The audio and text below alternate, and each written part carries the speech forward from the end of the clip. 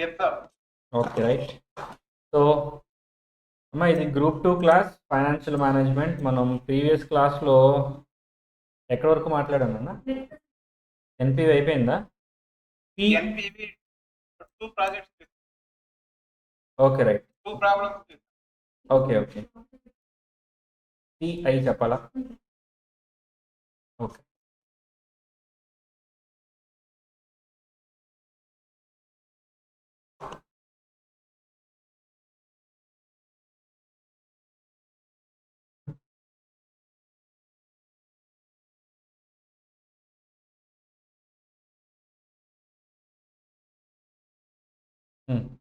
Profitability index method.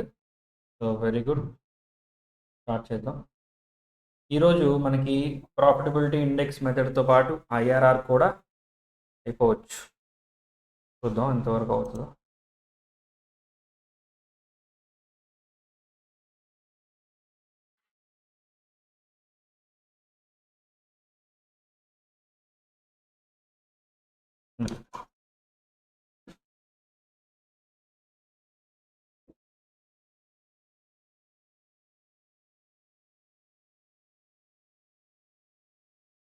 So capital budgeting మనం financial మేనేజ్మెంట్లో first start చేసిన చాప్టర్ ఏంటమ్మా? Capital budgeting. So how we will plan hour capital expenditure అనేది ఈ చాప్టర్లో చూస్తామని. అండ్ దీనికి కొన్ని టెక్నిక్స్ కూడా ఉంటాయి, ఎలా ఖర్చు పెట్టాలి, ఎంత ఖర్చు పెట్టాలని. నువ్వు ఇదే ఫస్ట్ క్లాసా? ఆన్లైన్లో ఇంతకుముందు రాలేదా? అవునా? గ్రూప్ 1 సరే. ఇప్పుడు గ్రూప్ 2 మీకు వీడియో యాక్సెస్ ఇస్తారు మరి నీకు కూడా. నీకు ఆల్రెడీ చెప్పాను నేను. సో ఆ యాక్సెస్ వీడియోస్లో ఒకసారి నీకు యాక్సెస్ ఇచ్చిన తర్వాత నా దగ్గరికి వస్తే నేను ఎక్కడి వరకు చూడాలో చెప్తాను. ఓకేనా? సో ఇప్పుడు ఈ క్యాపిటల్ బడ్జెటింగ్లో మనకి బేసికలీ టెక్నిక్స్ 2 రకాలు ఉంటాయి. ఏంటిదమ్మా? First traditional methods, second one modern methods. The name itself suggesting capital budgeting means how we will budget our capital. మనం మనకున్నటువంటి క్యాపిటల్ని ఎలా బడ్జెట్ చేయాలి, ఎలా ప్లాన్ చేయాలి. ఇప్పుడు ఫర్ ఎగ్జాంపుల్ నువ్వు వారణాసి వెళ్ళాలనుకున్నావు, నీ దగ్గర ఒక 20,000 ఉంది, నువ్వు ఒక్కడే వెళ్ళి రావచ్చు, పర్లేదు. అలా కాదు 2 lakhs ఉంది, అప్పుడు ఒక రకమైన బడ్జెట్ ఉంటుంది. అలా కాదు 5 lakhs ఉంది, ఇంకో డిఫరెంట్ బడ్జెట్ ఉంటుంది.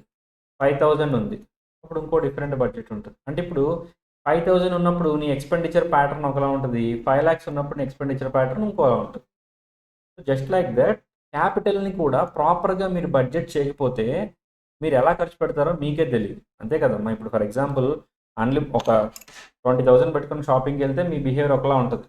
మీ అకౌంట్లో 2,000 ఉన్నాయి అని మీకు తెలిసినప్పుడు షాపింగ్ ఇంకోలా ఉంటుంది, అవసరమైనవే కొనుక్కుంటారు. 20,000 ఉన్నప్పుడు పచ్చి కొనుక్కుంటారు. సో క్యాపిటల్ని బడ్జెట్ చేయడం ఎందుకు ఇంపార్టెంట్ అంటే క్యాపిటల్ ఈజ్ స్కేర్సిటీ ఫ్యాక్టర్ ఒక రకంగా చెప్పాలంటే. అంటే క్యాపిటల్ నీకు అనుకున్నంత దొరకదు. It's not and abundantly available thing. నీకు ఎంత కావాలంటే అంత. ఫర్ ఎగ్జాంపుల్ నీకు ఇసుక కావాలమ్మా, ఏ సముద్రానికి పోయినా నీకు కావాలని బోల్డ్ అంత ఇసుక దొరుకుతుంది, అర్థమైంది? ఐ మీన్ అది అఫ్కోర్స్ అది పనికిరాదు, అది వేరే విషయం. అలా కాకుండా ఇప్పుడు ఫర్ ఎగ్జాంపుల్ నీకు గోల్డ్ కావాలనుకో, ఇప్పుడు సముద్రంలో ఇసుక దొరికినంత ఈజీగా నీకు గోల్డ్ దొరుకుతుందా? లేదు, స్కేర్సిటీ ఉంది. అందుకనే శాండ్కి పెద్దగా రేట్ లేదు, గోల్డ్కి అంత రేట్ ఉంది. జస్ట్ లైక్ దట్ క్యాపిటల్ అనేది కూడా ఎలాంటిదంటే శాండ్ లాంటిది కాదు, గోల్డ్ లాంటిది. నువ్వు ఇప్పుడు ఉంది కదా అని చెప్పి ఖర్చు పెట్టేసినా, ప్రాపర్గా ఖర్చు పెట్టకపోయినా నువ్వు ఇబ్బంది పడతావు. అందుకనే క్యాపిటల్ని బడ్జెట్ చేసేటప్పుడు నువ్వు ఎంత ఖర్చు పెట్టాలి, ఎంత వరకు ఖర్చు పెట్టాలి, అసలు ఈ ఖర్చు పెట్టడం వైబులా కాదా అనే. ఇప్పుడు ఫర్ ఎగ్జాంపుల్ నీకు ఫీవర్ వచ్చిందమ్మా, ఏ ట్యాబ్లెట్ పడితే ఆ ట్యాబ్లెట్ వేసుకోగా. ఒకవేళ నీ దగ్గర కొన్ని ట్యాబ్లెట్స్ ఉన్నాయనుకో, ఈ ట్యాబ్లెట్స్ని ఒక ఫిజిషియన్కో ఒక డాక్టర్కో చూపించి ఈ ట్యాబ్లెట్స్ నేను వేసుకోవచ్చా అని మనం ఒక ఎక్స్పర్ట్ ఒపీనియన్ తీసుకుంటాంగా. జస్ట్ లైక్ దట్ నీ దగ్గర ఒక 100 crores ఉన్నాయి, 100 crores ఉన్నాయని చెప్పి నువ్వు ఏదో బిజినెస్ ఏది పడితే అది స్టార్ట్ చేయలేవు కదమ్మా. ఈ 100 crores ఫర్ ఎగ్జాంపుల్, ఈ 100 crores పెట్టి ఒక హోటల్ బిజినెస్, హోటల్ అంటే ఏదో కాకా హోటల్ కాదు, ఒక 5-star హోటల్ స్టార్ట్ చేయాలనుకుంటున్నప్పుడు గుంటూరులో ఐటీసీ ఉంది చూసారా, welcome hotel, more than 100 crores ఉంటుంది బడ్జెట్ ఈజీగా. ఇప్పుడు అలాంటి ఒక హోటల్ ఇలాంటి ఏరియాలో కట్టకూడదు. మీరు ఒకసారి అబ్జర్వ్ చేస్తే ఐటీసీ వెల్కమ్ హోటల్ హైదరాబాద్ బుకింగ్ది 16,000 ఉంటుంది యావరేజ్గా.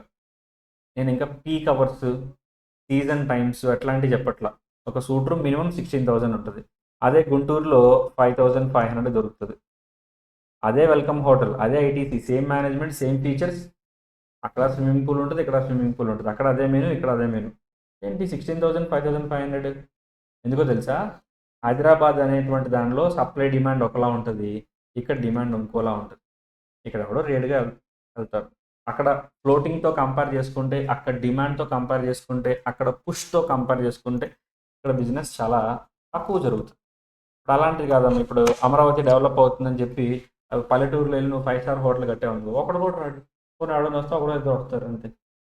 సో అంటే బిజినెస్ డబ్బులుంటే ఎట్లా పడితే అట్లా చేసేటువంటి ఐడియా అది కాదు బిజినెస్ అంటే.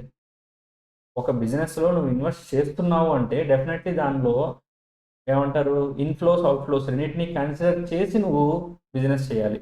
అలా ఇన్ఫ్లోస్ అవుట్ఫ్లోస్ని కన్సిడర్ చేస్తూ నువ్వు బిజినెస్ చేసే క్రమంలో ఒక ఇన్వెస్ట్మెంట్ పెట్టేటప్పుడు ఈ ఇన్వెస్ట్మెంట్ ఇక్కడ వైబులా కాదా?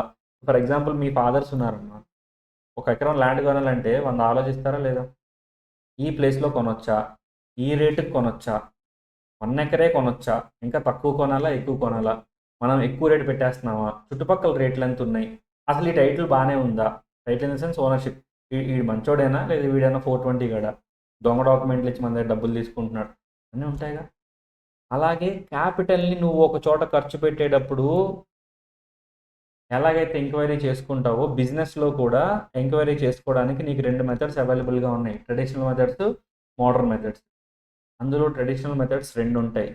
పే బ్యాక్ పీరియడ్ మెథడ్ అని ఒకటి ఉంటుంది, రెండవది ARR, accounting rate of return లేదా average rate of return. Modern methods basically 3 ఉంటాయి, ఎన్పివి, రెండవది పిఐ, మూడవది ఐఆర్ఆర్. తర్వాత మళ్ళీ మీకు ఇంకో 2 వస్తాయి, ఎంఎన్పివి అంటే మాడిఫైడ్ ఎన్పివి, ఎంఐఆర్ఆర్ అంటే modified IRR. First of all ఈ మోడిఫికేషన్స్ పక్కన పెట్టేద్దాం, అవి మీకు అక్కర్లేదు, ఈ 3 చాలు, NPV, PI, IRR. And traditional PBP, ARR. ఇప్పటివరకు నేను కంప్లీట్ చేసింది తెలుసా? పీబీపీ అయిపోయింది, ఏఆర్ఆర్ అయిపోయింది, ఎన్పివి అయిపోయింది, ఈ 3 అయిపోయింది. ఈరోజు క్లాస్లో నేను చెప్పాల్సింది పిఐ చెప్పాలి. ఓకేనా? ఇప్పుడు స్టార్ట్ చేద్దాం. సార్ డైరెక్ట్గా మీరు పిఐ స్టార్ట్ చేయొచ్చు కదా, ఎందుకు ఈ ఇంట్రొడక్షన్ అంతా ఇచ్చారు, ఇదంతా మేము ఆల్రెడీ విన్నాం కదా అని అనుకోవచ్చు.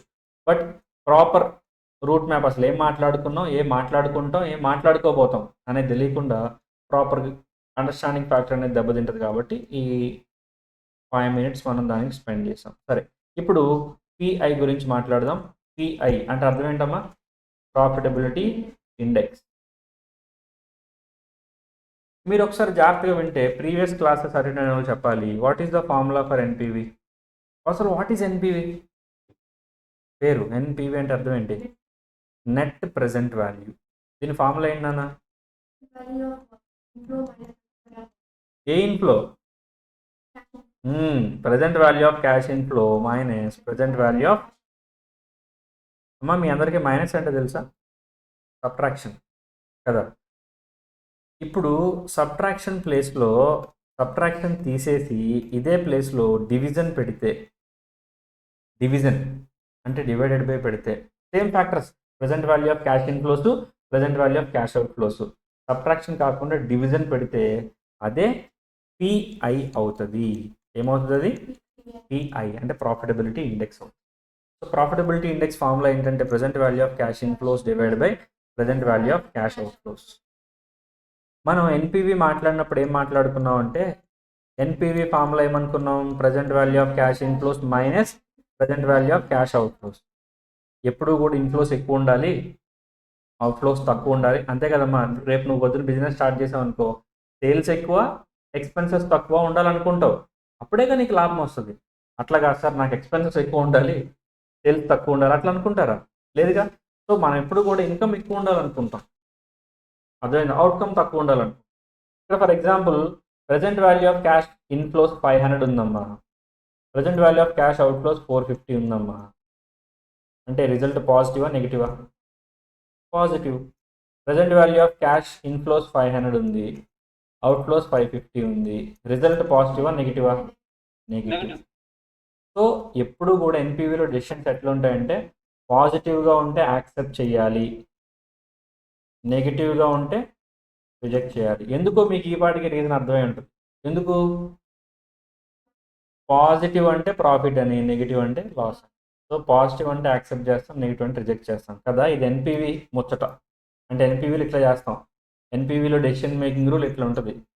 NPV positive, project accept. NPV negative, project reject. పిఐలో డెసిషన్ ఎట్లా ఉంటుందో తెలుసా? పిఐ అంటే ఫార్ములా ఏమనుకున్నాం? Present value of cash inflows divided by present value of cash outflows. Division చేస్తున్నాం ఇక్కడ. అర్థమైందా? సబ్ట్రాక్షన్ తీసేసాం. సబ్ట్రాక్షన్ ప్లేస్లో ఏమొచ్చింది? డివిజన్ వచ్చింది. సో అమ్మ ఒకసారి కామన్ సెన్స్తో ఆలోచించండి. మనం ఎప్పుడు ఇన్ఫ్లోస్ ఎక్కువ ఉండాలనుకుంటున్నాం, అంతేగా? 500 ఉన్నాయనుకో, కింద అవుట్ఫ్లోస్ 450 ఉన్నాయనుకో. 500/450 ఎంతమ్మా? 1 కన్నా ఎక్కువేగా. ఎంత? మోర్ దెన్ 1.111 ఇలా వచ్చింది. అంటే మోర్ దాన్ 1ఏగా. అంటే పిఐలో డెసిషన్ మేకింగ్ ఎట్లా ఉంటుందంటే గ్రేటర్ దాన్ 1 అయితే యాక్సెప్ట్ చేయి. ఓకేనా? ఒకవేళ జాగ్రత్త వినండి, ఎక్స్పెన్సెస్ ఇన్కమ్స్ 500 ఉండి ఎక్స్పెన్సెస్ అనేవి 550 ఉన్నాయనుకోండి, అప్పుడు 0.90 అంటే లెస్ దాన్ 1ఏగా. లెస్ దాన్ 1 అయితే రిజెక్ట్ చేయాలి. లెస్ దాన్ 1 అంటే ఏం చేయాలి? రిజెక్ట్ చేయాలి. ఇప్పుడు జాగ్రత్తగా వింటే, ఇప్పుడు ఎన్పివిలో డెసిషన్ మేకింగ్ ఎట్లా ఉంది? పాజిటివ్ యాక్సెప్ట్ చేయి, నెగిటివ్ రిజెక్ట్ చేయి. పిఐలో డెసిషన్ మేకింగ్ ఎట్లా ఉంది?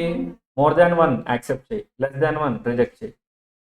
కొంచెం కామన్ సెన్స్తో ఆలోచిస్తే చాలామంది అనుకుంటారు, సార్ కొత్తగా ఏం చెప్పాడు, అక్కడ మైనస్ చేసాం, ఇక్కడ డివిజన్ చేసాం, ఆబ్వియస్లీ ఇన్ఫ్లోస్ ఎక్కువ ఉంటే పాజిటివ్ ఉంటుంది, అదే మోర్ దాన్ 1 వస్తుంది. అవుట్ఫ్లోస్ ఎక్కువ ఉంటే నెగిటివ్ వస్తుంది, అదే లెస్ దాన్ 1 వస్తుంది. అక్కడైనా యాక్సెప్ట్ రిజెక్ట్ సేమ్ కదా, ఇక్కడ కూడా సేమ్ కదా, అవునా? నేను రెండు ఎగ్జాంపుల్స్ చెప్తాను, జాగ్రత్త వినండి. ఇందాక ఎగ్జాంపులే, కొత్తదేం కాదు.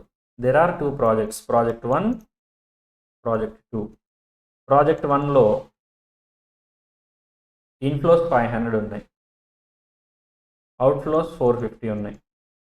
అలాగే ప్రాజెక్ట్ 2లో ఇన్ఫ్లోస్ 500 ఉన్నాయి, అవుట్ఫ్లోస్ 550 ఉన్నాయి. అవునా? ఒక్కసారి జాగ్రత్త వినండి. ప్రాజెక్ట్ 1కి ఎన్పివి కనుక్కుందాం. NPV for project 1, NPV for project 2. అమ్మా ఎన్పివి ఫర్ ప్రాజెక్ట్ 1 పాజిటివ్ కదా, అవునా? ఎన్పివి ఫర్ ప్రాజెక్ట్ 1 పాజిటివే కదా. 450 పోతుంది, 50 పాజిటివ్ అనమాట. సో పాజిటివ్ కాబట్టి ఆబ్వియస్లీ ఏం చేస్తాం? యాక్సెప్ట్ చేస్తాం. ఏం చేస్తాం? యాక్సెప్ట్ చేస్తాం. ఓకేనా? ఇప్పుడు ఎన్పివి ఫర్ ప్రాజెక్ట్ 2 కనుక్కుంటే ఏమొస్తుందమ్మా? నెగిటివ్ వస్తుంది. అప్పుడు ఆబ్వియస్లీ ఏం చేస్తాం? రిజెక్ట్ చేస్తాం. ఇది ఒకటి. ఇప్పుడు పిఐ చూద్దాం. Pi for project 1, pi for project 2 ఇప్పుడే కనుక్కున్నాం. మోర్ దాన్ 1 వచ్చింది, 1.11. ప్రాజెక్ట్ 2కి లెస్ దాన్ 1 వచ్చింది, 0.9. అందుకే మనం ఏం చేసాం? ఇక్కడ యాక్సెప్ట్ చేసాం, ఇక్కడ రిజెక్ట్ చేసాం. ఇక్కడ డౌట్ వస్తుంది స్టూడెంట్కి. ఏమొస్తుందంటే, సార్ ఎన్పివి ప్రకారం ఏదైతే యాక్సెప్ట్ చేశారో దాన్నే పిఐ ప్రకారంగా కూడా యాక్సెప్ట్ చేశారు. ఎన్పివి ప్రకారం దేన్నైతే రిజెక్ట్ చేశారో దాన్నే పిఐ ప్రకారం కూడా రిజెక్ట్ చేశారు. And what's new? కొత్తగా చేసింది ఏముంది? What is the difference between NPV and pi అంటే, ఎస్ దెర్ ఇస్ డిఫరెన్స్. ఏంటి ఆ డిఫరెన్స్ అంటే, ఎన్పివి డెసిషన్ మేకింగ్ ఏం చెప్తుందంటే, పాజిటివ్ ఉంటే యాక్సెప్ట్ చేయి, నెగిటివ్ ఉంటే రిజెక్ట్ చేయి. అది ఎన్పివి చెప్తుంది. పిఐ ఏం చెప్తుంది? గ్రేటర్ దాన్ 1 ఉంటే యాక్సెప్ట్ చేయి, లెస్ దాన్ 1 ఉంటే రిజెక్ట్ చేయి. అది కదా పిఐ చెప్తుంది. కానీ పిఐ అనేది ఎన్పివి కన్నా కూడా మోర్ యాక్యురేట్ ఇన్ఫర్మేషన్ ఇస్తుంది. ఎలాగో తెలుసా? జాగ్రత్త వినండి. పిఐ ఆన్సర్ 1.3 అనుకోండి. ఎగ్జాంపుల్, ఏదైనా ఒక ప్రాజెక్ట్కి 1.3 వచ్చింది అనుకోండి పిఐ. దాని మీనింగ్ ఏంటో తెలుసా? ఈ ప్రాజెక్ట్లో మీరు రూపాయి ఇన్వెస్ట్ చేస్తే మీకు తిరిగి రూపాయి 30 పైసలు వస్తుందని. అర్థమైందా? ఇప్పుడు ఇందాక మనం చూసాం పిఐ 1.11 వచ్చింది. దీని అర్థం ఏంటో తెలుసా? నువ్వు ఈ ప్రాజెక్ట్లో 1 రూపీ ఇన్వెస్ట్ చేస్తే నీకు 1 రూపీ 11 పైసే తిరిగి వస్తుంది. ఇక్కడ ప్రాజెక్ట్ 2లో 0.9 వచ్చింది, అంటే 90 పైస్. అంటే దీని అర్థం నువ్వు ఈ ప్రాజెక్ట్లో రూపాయి ఇన్వెస్ట్ చేస్తే 90 పైసలే తిరిగి వస్తుంది. అంటే నువ్వు పెట్టిన డబ్బులు కూడా నీకు తిరిగి రావు. అర్థమైందా? ఇప్పుడు అంటే (1) ఎందుకు రిజెక్ట్ చేయాలో లాజిక్ అర్థమైందా? Why we should reject (1) PI projects? Why? Because in (1) PI projects we are unable to recover our initial investment. మనం పెట్టిన డబ్బులే మనకు తిరిగి రావట్లేదు. then how can we accept? Reject చేసేస్తాం. అండ్ ఇప్పుడు ఎగ్జాక్ట్గా జాగ్రత్త వినండి, నేనేం చెప్పను, దీని ఆన్సర్ మీరే చెప్పాలి. ఇదిగోండి, నా దగ్గర ఒక 100 crores ఉన్నాయమ్మా. నాకు 5 ప్రాజెక్ట్స్ అవైలబుల్గా ఉన్నాయి. 5 projects. So project 1, project 2, 3, 4, 5. Okay, project 1 యొక్క పిఐ ప్రాఫిటబిలిటీ ఇండెక్స్లో చెప్తానండి. ఎంత ఉందంటే 1.2 ఉంది. దీని ఎంత ఉందంటే 1.15 ఉంది. ఇది ఎంత అంటే 1.6 ఉంది. ఇది 0.95 ఉంది. ఇదేమో 1.4 ఉంది. ఇప్పుడు నాకు 100 crores ఉన్నాయి. ఈ 100 crores-ని ఏ ప్రాజెక్ట్స్ని టచ్ చేస్తే బెటరు, అసలు ఏ ప్రాజెక్ట్ని టచ్ చేయకూడదు, మీరు చెప్పండి. నేను ఫస్ట్ డబ్బులు ఏ ప్రాజెక్ట్లో పెట్టాలి? ప్రాజెక్ట్ 2లో పెట్టాలి. అర్థమైందా? అప్పుడు మీకు అర్థమైపోద్ది మీరు పెద్ద మబ్బుగాలి. ఓకేనా అమ్మా? ఇప్పుడు చూడండి, అక్కడ అన్నిట్లో హైయెస్ట్ ఫిగర్ ఏముంది? సరే, మీరు ప్రాజెక్ట్ 2 అన్నారు. ప్రాజెక్ట్ 2 ఎంత అన్న ఫిగర్? అది 1.15. దాని అర్థం ఏంటి? నువ్వు ఈ ప్రాజెక్ట్లో 1 రూపీ ఇన్వెస్ట్ చేస్తే 1 రూపీ 15 పైసే వస్తుంది. ఒకసారి ప్రాజెక్ట్ 3 చూడండి మీరందరూ. 1.6. What is the meaning of 1.6? What is the meaning of 1.6? నువ్వు 1 రూపీ ఇన్వెస్ట్ చేస్తే 1 రూపీ 60 పైస్. అంటే మీకు 15 రూపాయలు కావాలా, 60 రూపాయలు కావాలంటే మాకు 60 రూపాయలు వద్దు, 15 రూపాయలే కావాలి, అందులో 2 నెంబర్లు ఉన్నాయి అన్నట్టు చెప్తున్నారు మీరు. ఇక్కడ నాకు తెలిసి మీరు ఎక్కడ కన్ఫ్యూజ్ అయి ఉంటారంటే దీన్ని 1.06 అనుకుని ఉంటారు మీరు. 06 కాదు నాన్న, 60. 1.6 అంటే అర్థం ఏంటి? 1.60 పైస్. అది అంటే 1 రూపీ మీద 60 పైస్ వస్తుంది. పోనీ అలా అనుకున్నా, ఇక్కడ కింద 1.4 ఉంది కదా. 1.4 అంటే 1 రూపీ ఇన్వెస్ట్ చేస్తే అందులో 1 రూపీ 40 పైస్. అంటే నువ్వు పెట్టిన దానిలో 40% లాభం వస్తుంది. ఓకేనా? ఇప్పుడు మీరు ర్యాంకింగ్ ఇవ్వండి. సరే, ఇప్పుడు మీకు అర్థమైంది కదా. ఫస్ట్ ర్యాంక్ దేనికి ఇస్తారు? ప్రాజెక్ట్ 3కి ఫస్ట్ ర్యాంక్ ఇస్తారు. సెకండ్ ర్యాంక్ ఎవరికి ఇస్తారు? ప్రాజెక్ట్ 5కి ఇస్తారు. Very good. తర్వాత ప్రాజెక్ట్ 1కి ఇస్తారు థర్డ్ ర్యాంక్. ఫోర్త్ ర్యాంక్ ఇస్తారు. ఫిఫ్త్ ర్యాంక్ ఎవరికి ఇస్తారు? ఫిఫ్త్ ర్యాంక్ ఇవ్వకూడదు. ఎందుకంటే అసలు ఇది మనం యాక్సెప్టే చేయకూడదు. ఇప్పుడు ఫర్ ఎగ్జాంపుల్ నేను ఈ 4 ప్రాజెక్టులు యాక్సెప్ట్ చేసేసినా కూడా నా దగ్గర 10 కోట్లు 20 కోట్ల ఖాళీ డబ్బులు ఉన్నా నేను ఈ ప్రాజెక్ట్లో ఇన్వెస్ట్ చేయకూడదు. ఎందుకు? అందులో నువ్వు పెట్టిన డబ్బులు నీకు రావట్లేదు, లాస్ అవుతున్నావు. అమ్మ, ఏదో ఒక బిజినెస్, డబ్బులు ఉంటే ఏదో ఒక బిజినెస్ చేయాలని చెప్పి లాస్ అయ్యే బిజినెస్ చేస్తారా? డబ్బులు ఉంటే ఖాళీగా అన్నా ఉంటారు, వాటిని తీసుకెళ్ళి బ్యాంకులోనే వేసుకుంటారు, ఇంట్రెస్ట్ అన్నా వస్తుందని చెప్పి. అంతేకాని లాస్ మేకింగ్ తెలిసి దట్టు. అరే, ఆ బిజినెస్ చేస్తే నీకు లాస్ వస్తుందని తెలిసినా కూడా ఎవరా బిజినెస్ చేయరు. అర్థమైందా? ఇప్పుడు ఎయిర్లైన్స్ బిజినెస్ ఇండియాలో ఎందుకు చేయరు? ఎయిర్లైన్ బిజినెస్ చేసి సక్సెస్ అయిన వాళ్ళు ఒక్కళ్ళని చూపించండి మీరు. ఒక్కడు, 1 సింగిల్ పర్సన్. ఇండియాలో ఎయిర్లైన్ బిజినెస్ ప్రాఫిటబుల్గా ఉన్నది ఒక్కటి కూడా లేదు. మీరు కన్సాలిడేట్గా చూసుకున్నా సరే. విజయ్ మాల్యా బ్యాంక్రప్ట్ అవడానికి కూడా రీజన్ అదే, ఎయిర్లైన్ బిజినెస్. అమ్మ, విజయ్ మాల్యా బిజినెస్ ఏంటి? కింగ్ఫిషర్ బ్రాండ్, దారు, మందు, యునైటెడ్ బ్రూవరీస్, స్పిరిట్ బిజినెస్. ఇండియాలో మందు కొద్ది ఏంటండి? మందు తయారు చేసాడు ఎవడన్నా లాస్లో ఉన్నాడా? లేడు, ఉన్నాడు.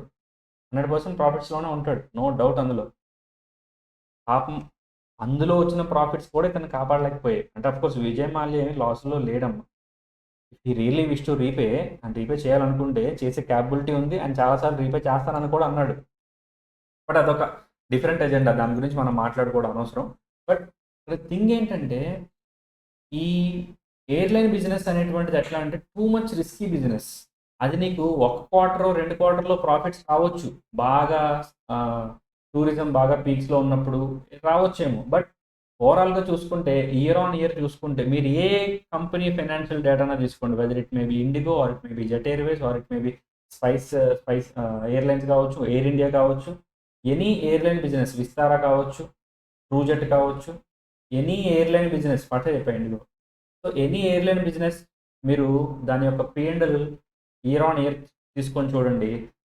వీళ్ళ ప్రాఫిట్స్ సూపర్ డూపర్‌గా ఉన్నాయి. బాగా పెరుగుతున్నాయి. ఎయిర్లైన్ బిజినెస్ చేసి వీళ్ళు టాప్ 10 రిచెస్ట్ మ్యాన్ లిస్ట్‌లో ఉన్నారు. లేదా టాప్ 100లో ఉన్నారు. అసలు ఫస్ట్ రిచ్‌గా ఉన్నారు. లేదు. ఎందుకంటే దానికి సవాలక్ష కారణాలుంటాయి. మనకి డీజీసీఏ ఉంది కదమ్మా! Director general of civil aviation. దాని రూల్స్ కావచ్చు. ఇక్కడ పైలట్స్ యొక్క ఫ్లయింగ్ అవర్స్ మీద పెట్టే రిస్ట్రిక్షన్ కావచ్చు, ట్రైన్డ్ పైలట్స్‌కి ఇచ్చే సాలరీస్ కావచ్చు, క్రూకి ఇచ్చేటువంటి సాలరీస్ కావచ్చు, ఏటీఎఫ్ చార్జెస్ కావచ్చు, air turbine fuel, white petrol అంటారు కదా! అది ఎక్కడా లేనంత రేట్ మన ఇండియాలో ఉంది. మొన్నటిదాకా మా నాన్న పరిపాలించాడు జగన్ అన్న. ఇప్పుడు అఫ్‌కోర్స్ ఇప్పటికీ పెట్రోల్ రేట్ అంతే ఉందిలెండి. అఫ్‌కోర్స్ ఆయన తగ్గించాలి రెవెన్యూ. ఇప్పుడు అఫ్‌కోర్స్ స్టేట్ గవర్నమెంట్ కాదమ్మా, సెంట్రల్ గవర్నమెంట్ టాక్స్‌లు పెంచింది ఓకే. నీకు నిజంగా కావాలనుకుంటే స్టేట్ గవర్నమెంట్ రెవెన్యూ తగ్గించుకోవచ్చు. బట్ తగ్గించుకుంటే అమ్మఒడి, నాన్నబడి ఇలాంటివి ఉండవు కాబట్టి వాళ్ళు కూడా అందట్లో సడేమియా, నలుగురితో నారాయణ, గుంపులో గోవింద ఏసేసారు. అందుకే మీరు చూస్తే మీరు పొరుగు రాష్ట్రాలు కర్ణాటక గాని, తెలంగాణ గాని అక్కడున్న పెట్రోల్ రేట్‌కి, ఇక్కడున్న పెట్రోల్ రేట్‌కి చాలా తేడా ఉంటది. మీరు ఇంక ఈస్టర్న్ స్టేట్స్‌కి వెళ్లారనుకోండి, రూ. 90 రూ. 89కి పెట్రోల్ దొరికేది కూడా ఉంది. మన దగ్గర 111, 89కి 111కి ₹22 తేడా ఉంది. జస్ట్ 1 లీటర్ పెట్రోల్ మీద ₹22 తేడా. కార్ ఫుల్ ట్యాంక్ చేపిస్తే 40 లీటర్లు పడుతది. 40 × 22 ₹880. ఒక కార్ మీద ₹880 అంటే ఎన్ని కార్లుంటే ఒక స్టేట్‌లో ఎన్ని బంకులుంటాయి? ఒక బంకులో ఎన్ని కార్లు ఫుల్ ట్యాంకులు చేయించుకుంటే ఎన్ని 880లు ఎన్ని కోట్లు ఎదుగుతది జస్ట్ 1 డేలో. 5 ఇయర్స్‌లో ఇంకా అది మీ డిస్క్రిప్షన్‌తో వదిలేస్తున్నాను. మీరు లెక్కేసుకోండి మీ ఇష్టం. అర్థమైందా? సో, అంటే ఇక్కడ ₹89కి అమ్మేటోడికి రెవెన్యూ రాదని నేను చెప్పట్లేదుగా. వస్తది రెవెన్యూ. కాదు తక్కువొస్తది. అంతేగా బ్రాడీపేటలో ప్లేట్ ఇడ్లీ ₹20కి ఉంటది. శంకర్ విలాస్‌లో ₹40కి ఉంటది. అంటే ₹20కి ఇడ్లీ ఇచ్చేవాడికి లాభం రావట్లేదనా? ₹40కి అమ్మేవాడికి మాత్రమే లాభం వస్తుందనా? డిఫరెంట్ ఖర్చులు అండ్ వాడి ఫోకస్డ్ కస్టమర్స్ వేరు, వీడిది వేరు. వాడి సైడ్ ఆఫ్ బిజినెస్ వేరు, వీడిది వేరు. ఇద్దరు ఒకటే అని నేను చెప్పట్లా. వేరు వేరు. అర్థమైందా? వాడి ఖర్చులు వేరు, వీడి ఖర్చులు వేరు. ₹20కి అమ్మేటోడికి రెంట్ ఉండదు, సాలరీస్ ఉండదు, కరెంట్ బిల్ ఉండదు, ఏముండదు. ఓ బండి తెస్తాడు, అమ్మేసుకుంటాడు, వెళ్ళిపోతాడు. అక్కడ శంకర్ విలాస్‌కి అనుకుంటే ఓ పెద్ద హడావిడి రెంట్లు, staff salaries, electricity, cleaning, maintenance చాలా ఉంటది. So, different. అందుకే ఎవరు లాస్ వచ్చేటువంటి బిజినెస్‌ని ఎవరు చేయరు. ఇక్కడ నువ్వు పీఐ కాలిక్యులేట్ చేసినప్పుడు అది 0.95 వచ్చింది. అంటే it is imperative that you are not going to recover your initial investment even. నీ పెట్టిన డబ్బులు కూడా రావు. క్లియర్ కట్ ఇంపరేటివ్ తెలిసిపోతుంది. అలాంటప్పుడు ఈ ప్రాజెక్ట్ ఎవరు యాక్సెప్ట్ చేయరు. ఫస్ట్ ప్రాజెక్ట్ 3కి ప్రయారిటీ ఇస్తారు. తర్వాత ప్రాజెక్ట్ 5కి ప్రయారిటీ ఇస్తారు. తర్వాత ప్రాజెక్ట్ 1కి ఇస్తారు. తర్వాత ప్రాజెక్ట్ 2కి. ఇంకా డబ్బులు మిగిలితే తీసుకెళ్ళి బ్యాంకులో వేసుకుంటారు అంతే. అంతకు మించి ఏముండదు. So this is pi indication. అంటే పిఐ అనేది ఒక లేమ్యాన్‌కి కూడా తెలిసిపోద్ది. అర్థమైపోద్ది. అమ్మ ఇప్పుడు మీరు ఇక్కడ ర్యాంకింగ్ ఇచ్చారు ఇప్పుడు మీరు 1, 2, 3, 4 ఫస్ట్ ర్యాంక్ అది, సెకండ్ ర్యాంక్ అది. మీకేమైనా super duper financial knowledge, formulas ఏమైనా ఉపయోగించి మీరు చేశారా? అంటే ఒక లేమ్యాన్‌కి కూడా ఈజీగా అర్థమయ్యేలాగా మనం చేయాలంటే పిఐ చేయొచ్చు. కానీ ఎన్‌పివి అలా కాదు. ఎన్‌పివి ఏమంటది? పాజిటివ్ అయితే యాక్సెప్ట్ చేయంటది. If it is positive you can accept అంటది. అర్థమైందా? అంటే ఇక్కడ ఎన్‌పివి తక్కువ, పిఐ ఎక్కువ అని కాదు నేను చెప్పేది. బట్ ఎన్‌పివి కన్నా పిఐ మోర్ యాక్యురేట్ అని చెప్తున్నా. ఎగ్జాక్ట్‌లీ ఎప్పుడో తెలుసా? When the fund is scarcely available. అంటే డబ్బులు నీకు చాలా తక్కువగా ఉన్నాయనుకోండి. ఇప్పుడు ఫర్ ఎగ్జాంపుల్ నీ దగ్గర 2000 ఉన్నాయి. నువ్వు ఈ 2000తో 10 రోజులు బతకాలనుకో. నువ్వు ఎలాంటి ఖర్చులు పెడతావు? చాలా అవసరం ఇంక ఇది తప్పదు అనుకున్నటువంటి ఎక్స్‌పెన్సెస్‌నే మీట్ అవుతావు. చాలా వాటిని అవాయిడ్ చేసేస్తావు. షాపింగ్‌కెళ్ళి డ్రెస్ కొనుక్కుంటావా 2000 ఉన్నప్పుడు? కొనుక్కుంటే మిగిలిన 19 రోజులు అడుక్కు తినాలి. సో, అంటే ఇక్కడ ప్యాటర్న్ మారిపోతుంది. మీకు ఒక సింపుల్ ఎగ్జాంపుల్ నేను చెప్తాను జాగ్రత్తగా వినండి. For example there are 2 projects. Project 1, project 2. Project 1 outflow అంటే నువ్వు పెట్టే డబ్బులు 1 lakh ఉందమ్మా. ఇంత ప్రాజెక్ట్ 1 lakh ఉంది. ఇన్ఫ్లో నీకు వచ్చేటువంటిది ఒక ఫిగర్ చెప్దాం. ప్రాజెక్ట్ 2 ఉంది, దీనికేమో 1,50,000 ఉందనుకోండి. లేదు, 3 lakhs పడుతుంది.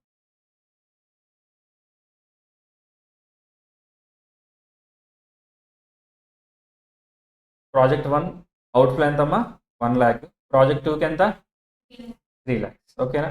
దీనికి ఇన్ఫ్లో 1,15,000 పడదాం. ఎంతమ్మా?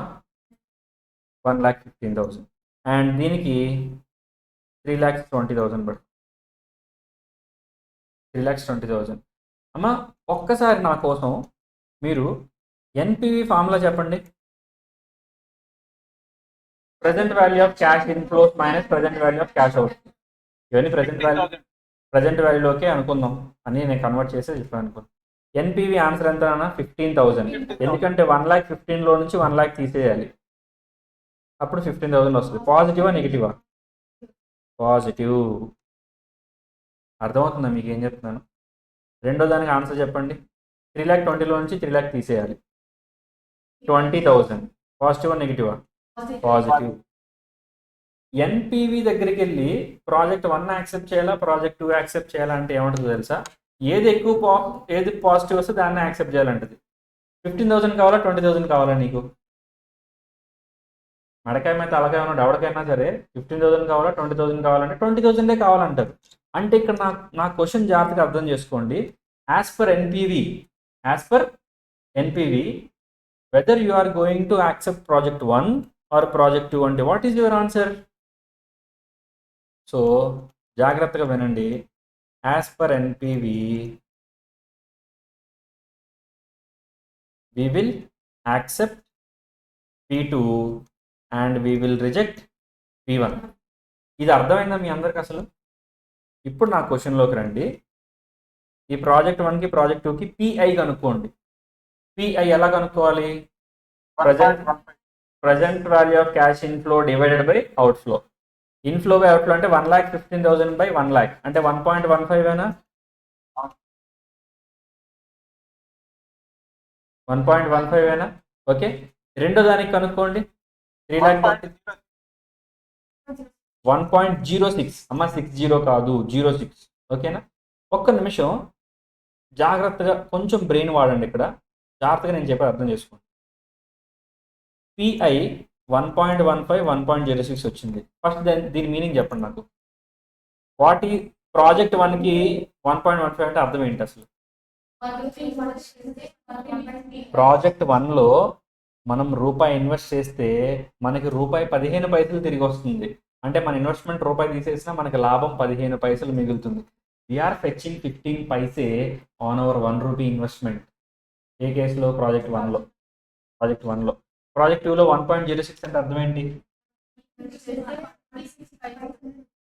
1 రూపీ ఇన్వెస్ట్ చేస్తే 1 రూపీ 6 పైస్ వస్తుంది.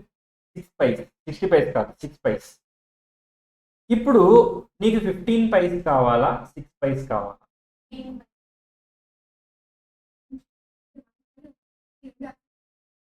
రెండో యాక్సెప్ట్ చేయలేదు. There is a concept called mutually exclusive projects అని కొన్ని ఉంటాయి, తర్వాత వస్తాయి.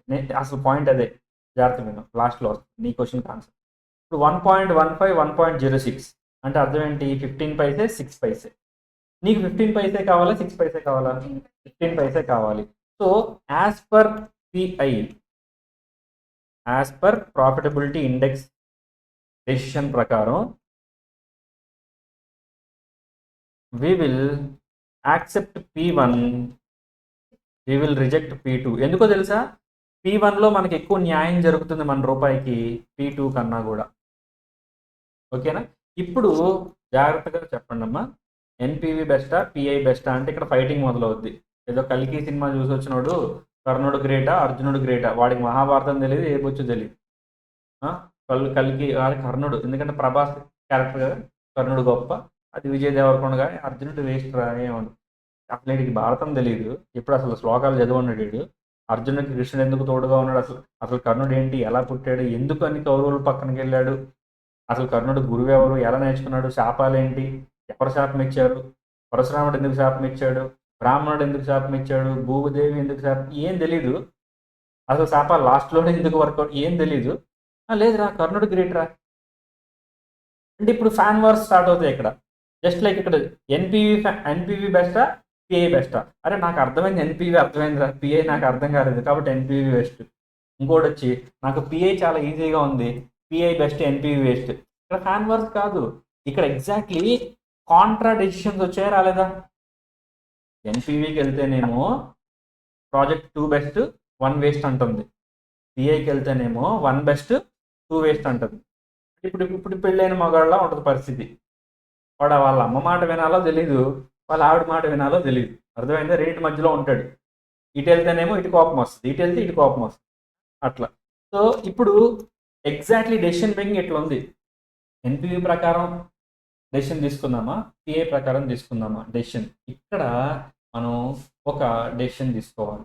ఇలాంటప్పుడు మనం ఏం చేస్తామంటే పిఐ ప్రకారం డెసిషన్ తీసుకుంటాం. ఎప్పుడో తెలుసా? When the capital is limitedly available. నీకు డబ్బులు తక్కువగా దొరుకుతున్నాయి, లేదా నీ దగ్గర చాలా తక్కువ డబ్బులు ఉన్నాయి, నీకు వాల్యూ ఫర్ మనీ కావాలి అనుకో, పిఐ ప్రకారం డెసిషన్ తీసుకో. సార్ నా దగ్గర అబండెంట్గా డబ్బులు ఉన్నాయండి, మీకు డబ్బులు నా దగ్గర స్కేర్సిటీ కాదని ఎంత అప్పు తేగలను, నా దగ్గర ఉన్నాయి డబ్బులు, అప్పు తేవాల్సిన అవసరం కూడా లేదు, పోనీ అప్పు తేవాలంటే ఎంతైనా తేగలను, నేను have the capability to raise the funds అని అన్నారు అనుకోండి. అలాంటప్పుడు ఎన్పివి బెస్ట్. అంటే ఏది బెస్ట్ అంటే సిచ్యువేషన్ బట్టి. ఫర్ ఎగ్జాంపుల్ ఇందాక నేను అన్నానమ్మా, పెళ్ళైన మగాడు వాళ్ళ అమ్మ మాట వినాలా, వాళ్ళ ఆవిడ మాట వినాలా, ఇద్దరికి గొడవలు వస్తాయమ్మా. ఇద్దరు దాంట్లో పాయింట్ ఉంటుంది. వీళ్ళ ఆవిడ ఎలా ఆలోచిస్తుంది? వాళ్ళ అమ్మ నుంచి ఆలోచించదు. రేపు పొద్దున అన్ని డబ్బులు ఖర్చు పెట్టేస్తే రేపు పొద్దున పిల్లలు పుడితే వాళ్ళని ఎలా చదివిస్తాడు, వాళ్ళకి పెళ్ళి ఎట్లా చేస్తాడు, ఇట్లా ఈవిడ ఆలోచిస్తుంది. ఈవిడ పర్స్పెక్టివ్లో ఈవిడ కరెక్టే. అలా అమ్మాయి ఆలోచిస్తుంది, మనోడి దాకా పెళ్ళి అవ్వక ముందు నా కొడుకు శాలరీ తెచ్చి నాకు ఇచ్చేవాడు, ఇప్పుడు పెళ్ళి అయిన తర్వాత అమ్మకి ఇస్తున్నాడు, కంట్రోల్ పోతుందేమో, తర్వాత మమ్మల్ని చూసుకుంటారో చూసుకోరో. సర్వైవల్ ఉన్నారు కదమ్మా, అలాంటి ఇన్సిడెంట్లు కూడా ఉన్నాయి కదా, జరుగుతున్నాయి కదా. సో ఇద్దరు పాయింట్ ఆఫ్ వ్యూలో ఇద్దరు కరెక్టే, ఎవరి వ్యాలిడ్ పాయింట్స్ వాళ్ళకు ఉన్నాయి. అలాగే ఎన్పివి పిఐ రెండు కరెక్టే. కానీ ఎప్పుడు కరెక్టో తెలుసా? When capital availability is limited. Sir డబ్బులు ఎక్కువ లేవండి, చూసి వాడుకోవాలండి, తక్కువ ఉన్నాయండి. అప్పుడప్పుడు మన ఇంట్లో వాటర్ ట్యాంక్లో వాటర్ అయిపోతాయి, వాటర్ చాలా తక్కువ వస్తూ ఉంటాయి. అప్పుడు నువ్వు స్నానం చేయాలనుకో, ఎలా చేస్తావు నువ్వు? చాలా తక్కువ, ఒక బకెట్లో కానిచ్చేస్తావు, ఒక బకెట్న్నరలో కానిచ్చేస్తావు. సార్ ఓల్డ్ అంత ఇది ఉన్నాయండి, ఇప్పుడే వాటర్ ట్యాంక్ ఫిల్ చేసామండి, పెద్ద ట్యాంక్ మాది. అలాంటప్పుడు ఏం చేస్తావు? జలకాల ఆటలు ఎందుకు అంటే ఇక్కడ ఏంటి, రెండిట్లో కూడా స్నానం చేసేది నువ్వే, కానీ 2 బకెట్లలో స్నానం చేయాలి, 20 బకెట్లలో స్నానం చేయాలి, నీ ఇష్టం అది. అలాగే డబ్బులు బాగా ఉన్నప్పుడు నీ మైండ్ సెట్ ఎన్పివి ప్రకారం వెళ్తే, డబ్బులు చాలా తక్కువగా ఉన్నప్పుడు పిఐ ప్రకారం డెసిషన్ తీసుకో. ఓకేనా? సో బోత్ వేస్లో చూసుకుంటే డబ్బులు ఇక్కడ ఎన్పివి చూడండి అమ్మ, ఇప్పుడు నార్మల్గా P1 P2లో ఏది యాక్సెప్ట్ చేసినా నీకు లాభమే వస్తుంది, రెండు పాజిటివే. కానీ ఇదిగోండి, ఇక్కడ 15,000, ఇక్కడ 20,000, ఇది యాక్సెప్ట్ చేస్తావు. ఇక్కడ 1.15, 1.06 ఇది యాక్సెప్ట్ చేస్తావు. So depending upon the situation, criteria, circumstances, you will accept different projects, different level. అర్థమైందా? So this is the major difference between NPV and PI. NPV ప్రకారం ఆ టూల్ ఒకసారి వాడతాం, పిఐ ప్రకారం ఈ టూల్ ఇలాంటప్పుడు వాడతాం. సో ఎలా డెసిషన్ తీసుకోవాలి అల్టిమేట్గా అమ్మా, యాజ్ ఎ ఫైనాన్షియల్ అనలిస్ట్గా మీరు రిపోర్ట్ చేయడం వరకే మీ డ్యూటీ. తర్వాత ఆడిటింగ్ సబ్జెక్ట్లో కూడా నేర్చుకుంటారు. Auditor is a watch dog but not a blood hound. Auditor అనేవాడు కుక్క, కాపలా కుక్క, not a blood hound. Blood hound అంటే వాడేమి వేట కుక్క ఏం కాదు. ఒక తప్పు జరిగితే మనం సినిమాల్లో కొన్ని క్యారెక్టర్స్ చూస్తూ ఉంటాం. ఎట్లా అంటే ఒక హానెస్ట్ జర్నలిస్ట్ ఉంటాడమ్మా, ఆ జర్నలిస్ట్కి ఏదో సెన్సిటివ్ ఇన్ఫర్మేషన్ తెలుస్తుంది, పలానా కంపెనీలో ఏదో తప్పు చేస్తున్నారు అనేటువంటి ఇన్ఫర్మేషన్ ప్రూఫ్ వాడి దగ్గర ఉంటుంది, జర్నలిస్ట్ దగ్గర. కంపెనీ ఓనర్ వస్తాడు, జర్నలిస్ట్ ఇంటికి వస్తాడు, వచ్చి నీ దగ్గర పలానా ఇన్ఫర్మేషన్ ఉంది, ఆ ఇన్ఫర్మేషన్ బయటకు ఇవ్వకుండా నాకు ఇచ్చేస్తే నీకు 100 కోట్లు ఇస్తా, నీ ఫ్యామిలీని వదిలేస్తా అని చెప్పి అంటాడు.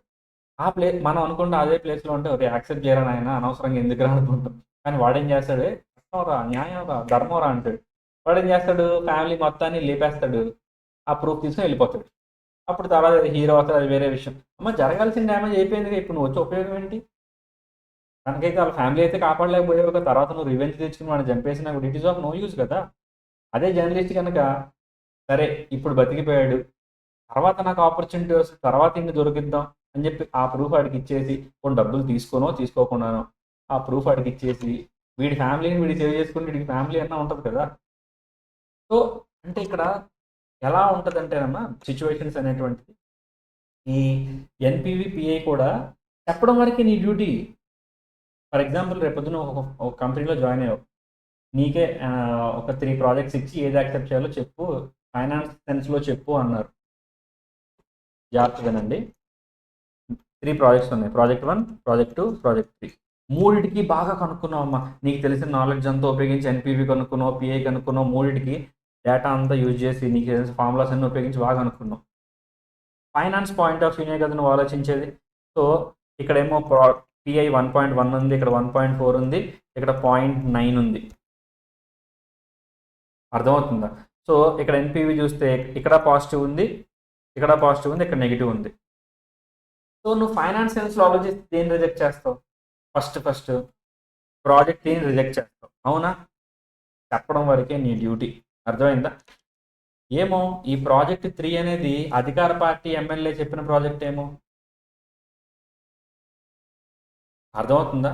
ఆ కంపెనీకి ఆ ఎమ్మెల్యేకి చాలా సత్సంబంధాలు ఉన్నాయేమో, వాడు ఖచ్చితంగా ఈ పని చేసి తీరాలేమో. అమ్మ 0.9 అంటే పెద్ద లాస్ ఏం కాదు. నువ్వు పెట్టిన 100 రూపాయల్లో 90 రూపాయలు వస్తున్నాయి, 10 రూపాయలు పోతున్నాయి. మా ఎమ్మెల్యే కోసం, మా ఎమ్మెల్యే అప్పట్లో నాకు ఈ హెల్ప్ చేయకపోతే నాకు ఈ కంపెనీయే ఉండేది కాదు, మా ఎమ్మెల్యే కోసం 10 రూపాయలు నష్టపోవడంలో నాకేం ఇబ్బంది లేదని చెప్పి మీ మేనేజర్, నువ్వు యాజ్ ఏ ఫైనాన్షియల్ అనలిస్ట్ కదా, నువ్వేదో రిపోర్ట్ ఇచ్చావు, ప్రాజెక్ట్ 3 వేస్ట్ అండి, డోంట్ యాక్సెప్ట్ ప్రాజెక్ట్ 3 అన్నావు. వాడు ప్రాజెక్ట్ 3నే యాక్సెప్ట్ చేశాడు. ఎందుకని? వాడి పరిస్థితులే వాడుకున్నాయి. ఇప్పుడు నువ్వు వెళ్ళి మేనేజర్తో గొడవ పెట్టుకుంటావా? ఎవడరా నువ్వు యాక్సెప్ట్ చేస్తున్నావు ప్రాజెక్ట్ని, నేను చెప్పాను కదా యాక్సెప్ట్ చేయొద్దని. You are not a bloodhound, you are just a watchdog. చెప్పడం వరకే నీ డ్యూటీ. వాడు ఎట్లా పోతాడో వాడి ఇష్టం. మీరు అరుంధతి సినిమా చూసుంటారు. అరుంధతి సినిమాలో కోటలోకి వెళ్ళేటప్పుడు ఒక అతను ముసలాయన అందరూ చెప్తూ ఉంటాడు, లోపల ఎవరు లేరు మీరు వెళ్ళొద్దు అని చెప్తూ ఉంటాడు. వాళ్ళందరూ వెళ్తానే ఉంటారు. చెప్పడమే ఆయన డ్యూటీ. ఆపేస్తాడు ఆయన, ఎవరినైనా పట్టుకుని పేక పట్టుకుని ఆపేశాడా వెళ్ళొద్దు లోపలికి అని చెప్తాడు అంతే. అమ్మ నువ్వు చూసేదంతా అది ఇమాజినరీ కాన్సెప్ట్ అమ్మా, లోపల ఎవరు లేరు మీరు వెళ్ళొద్దు అంటాడు. ప్రతి ఒక్కరు లోపలికి వెళ్తారు, కొట్టించుకుంటాడు. సో అట్లా అనమాట. సో ప్రాజెక్ట్ 3 అని ఇలా రేపు పొద్దున నీకు జాబ్ వచ్చినా కూడా reporting is your duty, that's it. నువ్వు కుక్కవి, వేట కుక్కవి కాదు. అర్థమైందా? సో ప్రాజెక్ట్ 3 అనేటువంటిది నువ్వు చెప్పావు, నువ్వు రిజెక్ట్ చేయమని చెప్పావు, అర్థమైందా? బట్ వాళ్ళు రిజెక్ట్ చేస్తారా చేయరా వాళ్ళ ఇష్టం. It is up to their description. They may reject or they may accept.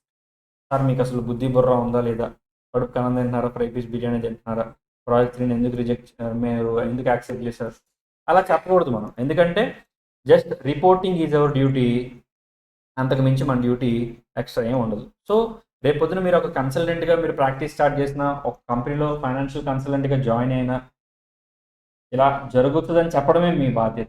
Follow up చేసి మీరు అది యాక్సెప్ట్ చేస్తారా లేదా అట్లాంటి. ఇప్పుడు ఫర్ ఎగ్జాంపుల్ ఇక్కడ మనం ర్యాంకింగ్ ఇచ్చాం, ఇదిగోండి 1.6 ప్రాజెక్ట్ని యాక్సెప్ట్ చేయమన్నావు నువ్వు, వాడు 1.4 ప్రాజెక్ట్ని యాక్సెప్ట్ చేశాడు, 6ని రిజెక్ట్ చేశాడు. వాడికి అక్కడ ఏ పరిస్థితులు ఉన్నాయో ఎవరికి తెలుసమ్మా. సో 1.4 అయితేనా అది కూడా ప్రాఫిటే కదా. సో అట్లా అనమాట. సో రిపోర్టింగ్ మాత్రమే మనం చేయాలి, అంటే క్యాలిక్యులేట్ చేసి ప్రాఫిట్ వస్తుందా లాస్ వస్తుందా ఏంటనేది చెప్పడం వరకే మన డ్యూటీ. బియాండ్ దట్ మన డ్యూటీ ఏమీ ఉంటుంది. ఓకేనా? ఇక్కడ ఇదిగోండి ఒక ఫార్ములా ఇస్తున్నాడు చూడండి, profitability index is equal to ఏమంటున్నాడు, present value of cash inflows divided by present value of initial investment. అంటే అవుట్ఫ్లోనే కదా, ఇన్వెస్ట్ చేయడానికి డబ్బులు పోతున్నాయి కదా, డబ్బులు పోతున్నాయంటే అవుట్ఫ్లోనే కదమ్మా. So inflows divided by outflows greater than ఇక్కడ కింద ఇస్తావు చూడండి, if pi greater than 1 accept, less than 1 reject, is equal to 0 accept చేస్తే లేదంటే లేదు. బ్రేక్ ఈవెన్ టైప్ అని. నెక్స్ట్ ఇక్కడే ఒక ఇలస్ట్రేషన్ ఇస్తున్నాడు, జాగ్రత్త వినండి.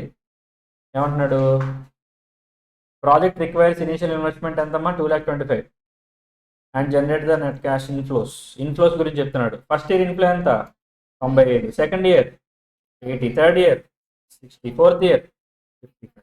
Compute the pi of the project if the appropriate discount rate is 12%. అమ్మ అది ఇన్ఫ్లోసే, వాటిని నువ్వు ప్రజెంట్ వాల్యూలోకి తేవాలి. ఐ థింక్ మీ ఇద్దరికి ప్రజెంట్ వాల్యూ అంటే తెలియదు, మీరు ప్రీవియస్ క్లాసెస్ వినండి. అండ్ ప్రీవియస్ క్లాస్ అంటే ఎఫ్ఎంలో ఫస్ట్ 3 క్లాసెస్ ఖచ్చితంగా వినండి, మొదటి 3 రేపటికి I think 40 minutes to 50 minutes ఉంటాయి, అంతకన్నా ఎక్కువ ఉండదు. 3 క్లాసెస్ అంటే 3 అవర్స్లో అయిపోతాయి, మీరు బ్రేక్ తీసుకొని విన్నా కూడా టైం ఉంటుంది కదా. రేపు మధ్యాహ్నం కదా మీ క్లాసెస్, మళ్ళీ రేపు మధ్యాహ్నంకి వచ్చేసరికి ఫైనాన్షియల్ మేనేజ్మెంట్లో ఫస్ట్ 3 క్లాసెస్ మీరు వినేసేయాలి, ఓకేనా. సో బ్యాక్ టు టాపిక్, ప్రజెంట్ వాల్యూలో కన్వర్ట్ చేయాలి అంటే ఏంటి, ఇదిగోండి 95,000, 80,000, 60,000, 50,000 ఉంది, వాటి ప్రజెంట్ వాల్యూ ఫ్యాక్టర్స్.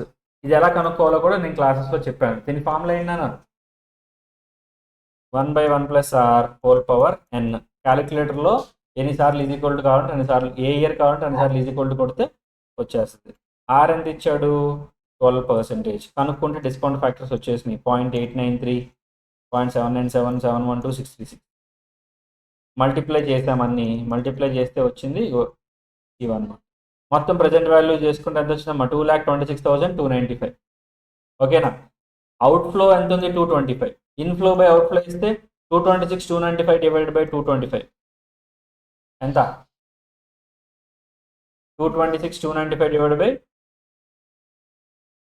1.0058. యాక్చువల్లీ దీన్ని 1 అనే అనాలి, ఎందుకంటే 3 డిజిట్ల వరకు జీరోనే ఉంది, చాలా తక్కువ ప్రాఫిట్ వచ్చింది. బట్ ఏదో కొంచెం గ్రేటర్ దాన్ 1 ఉంది కాబట్టి దాన్ని యాక్సెప్ట్ చేస్తాను. కానీ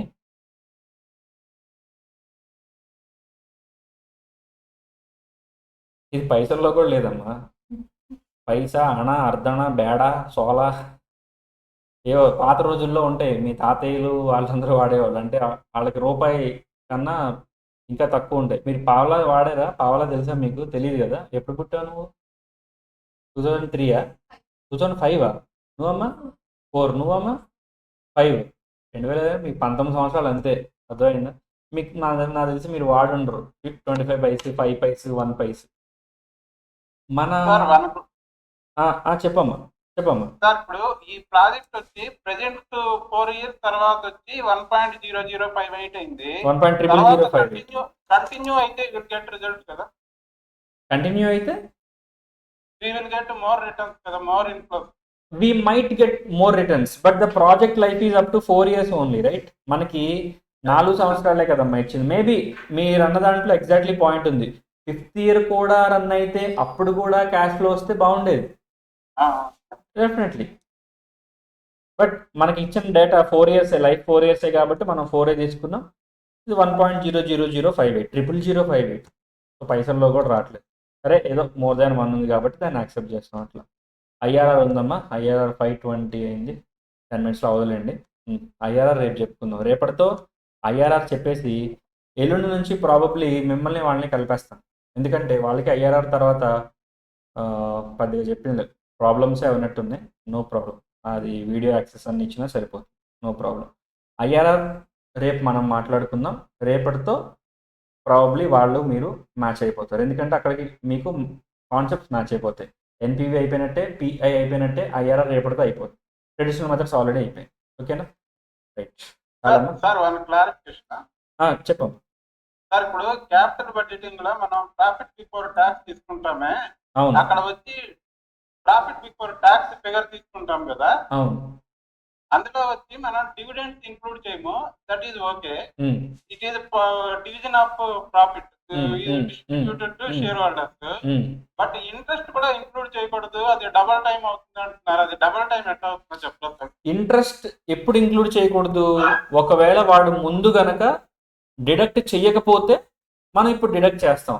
ఒకవేళ వాడు ఆల్రెడీ డిడక్ట్ చేస్తే, అంటే ఫర్ ఎగ్జాంపుల్ ఒక చిన్న ఎగ్జాంపుల్ చెప్తాను, జాగ్రత్తగా వినండి.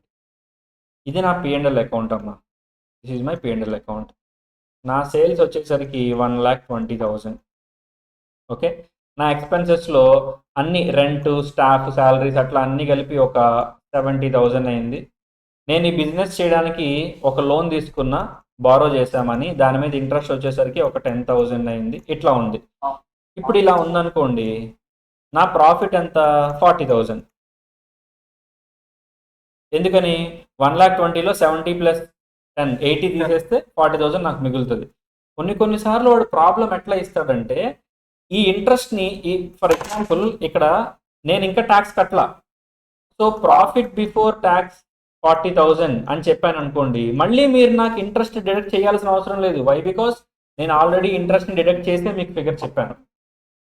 కొన్నిసార్లు వాడు ఎలా చెప్తాడంటే profit before tax 40,000 but the interest 10,000 is not reflected in the above 40,000 అంటాడు.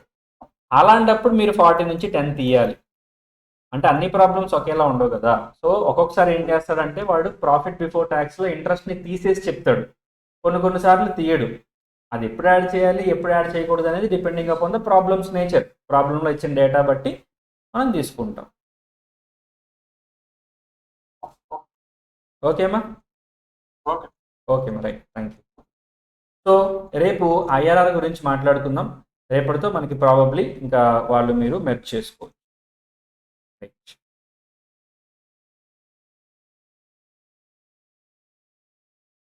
Recording stopped. క్లాస్ ఉందా ఇప్పుడు మీకు? ఉందా? నేను క్లోజ్ చేసేసాను జూమ్. ఏ క్లాస్? ఇక్కడ అక్కడ జూమ్ ఆన్ చేయండి.